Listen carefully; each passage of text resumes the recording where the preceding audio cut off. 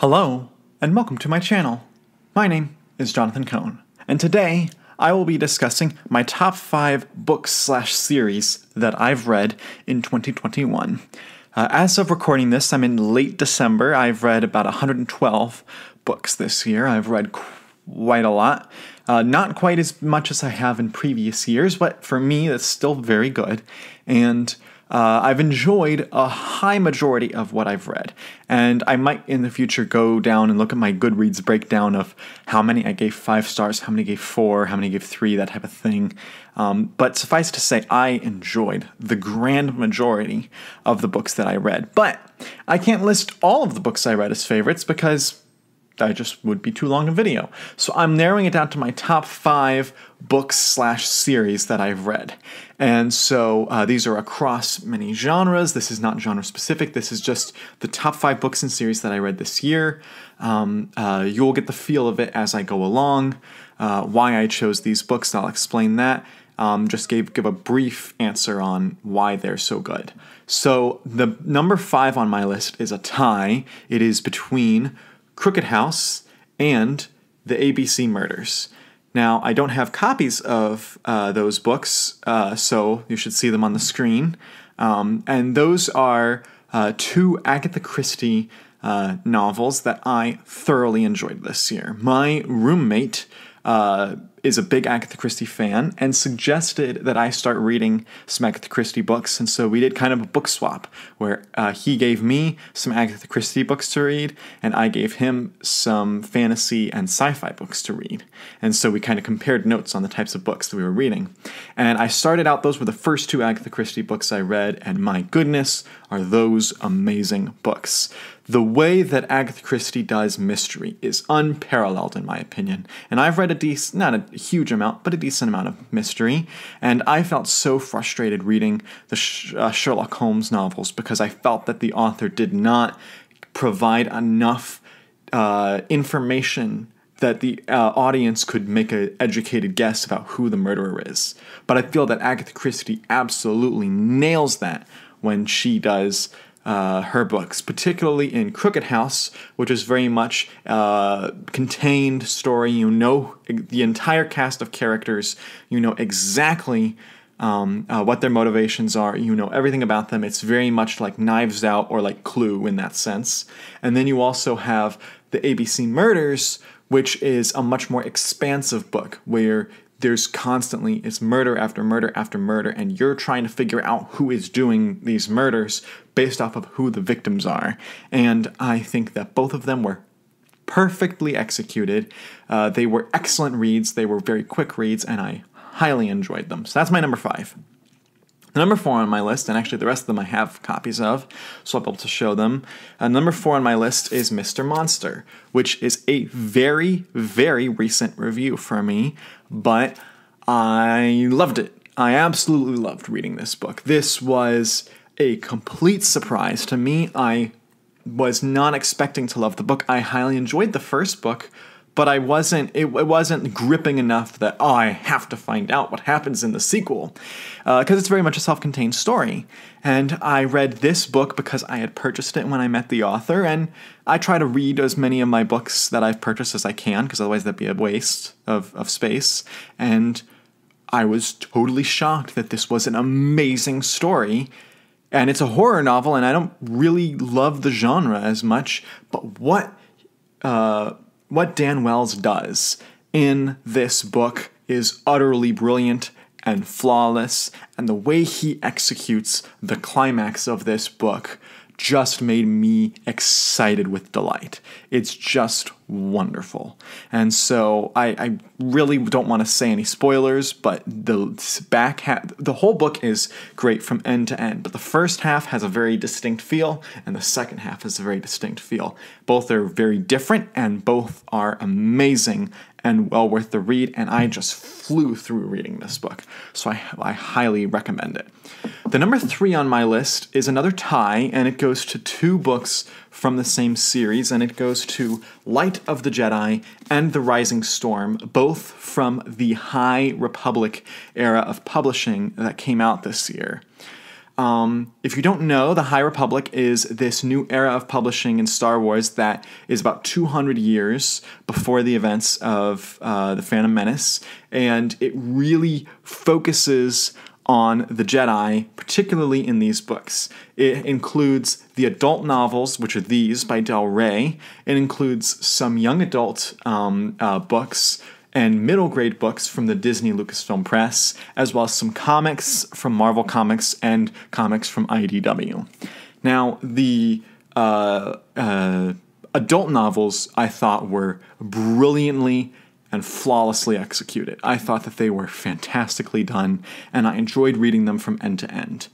The middle grade and the YA left me wanting, particularly the YA. The middle grade, I expected exactly what I got.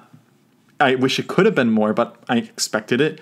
YA, I was truly hoping and expecting more, and they really didn't deliver. But the adult novels delivered. And this is the first Charles Soule novel and the first Cavan Scott novel I've read. I've read other works of theirs. I've read Charles Soule's comics and loved them, and I've read a screenplay by Cavan Scott that I enjoyed, but I hadn't read novels by them. And they both did a great job. And it made me want to read more of their works and read more of the High Republic. And I think that the adult line has been killing it, and I absolutely cannot wait to read Claudia Gray's book, The Fallen Star, in January, and I'll have a review up as soon as I am done reading that book. So that's my number 3.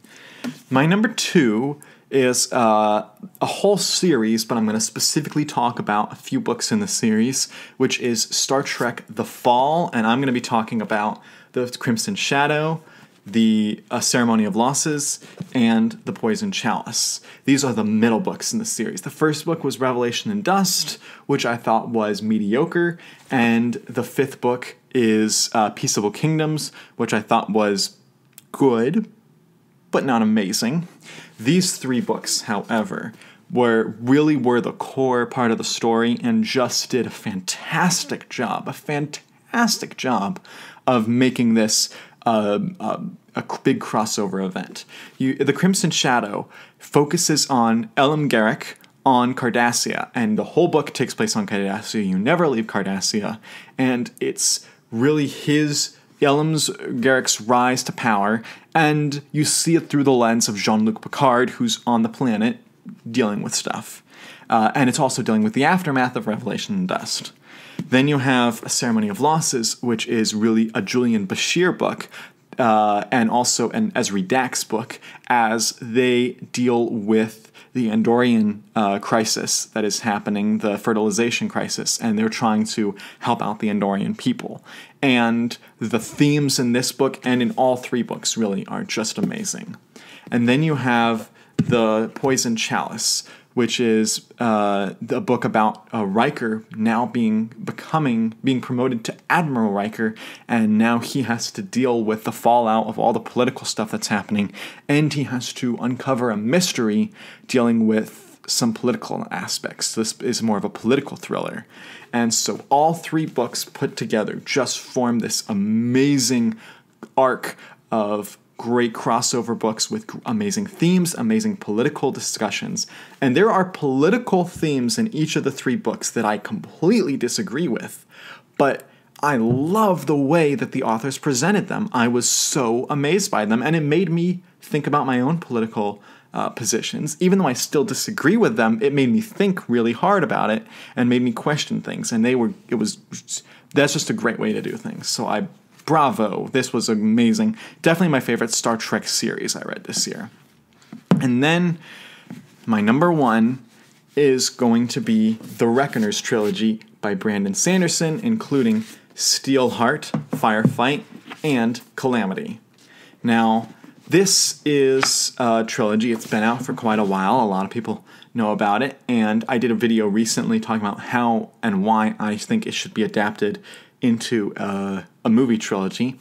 But I struggle with the YA genre quite a bit. You may have heard me kind of just a second ago talking about how I was frustrated with the Star Wars YA books, and I'm frustrated with a lot of YA books in general. And the YA genre is going in a direction that I personally do not like. The decisions that the authors, the decisions that the editors, the decisions that the cover artists, the decisions that everyone involved are making are antithetical to what I want to read in a YA novel. And so it's been very tough for me to pick up YA books in the last couple of years because I haven't wanted to read them as much because I haven't been enjoying them quite as much. However, I picked up this trilogy because Brandon Sanderson is my favorite author and because I want to read all of his books.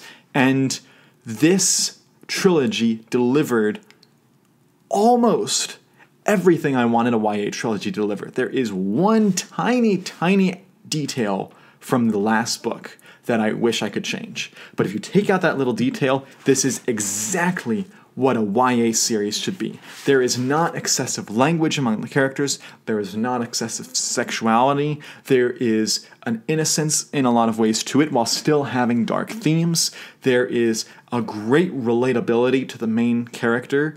The way that his humor is so wrong and yet works for the audience. The fact that his humor doesn't work in universe is what makes it so funny as the reader of reading it.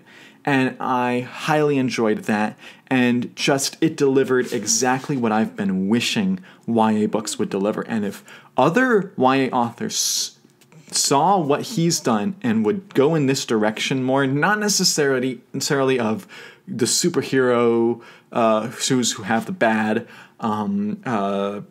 powers, that type of thing. That's not necessarily what I'm talking about, but the way that he deals with themes and characters and the way he deals with morality. If more authors went in this direction than in the other direction of YA, I would be thrilled and I would become a much more of a YA reader.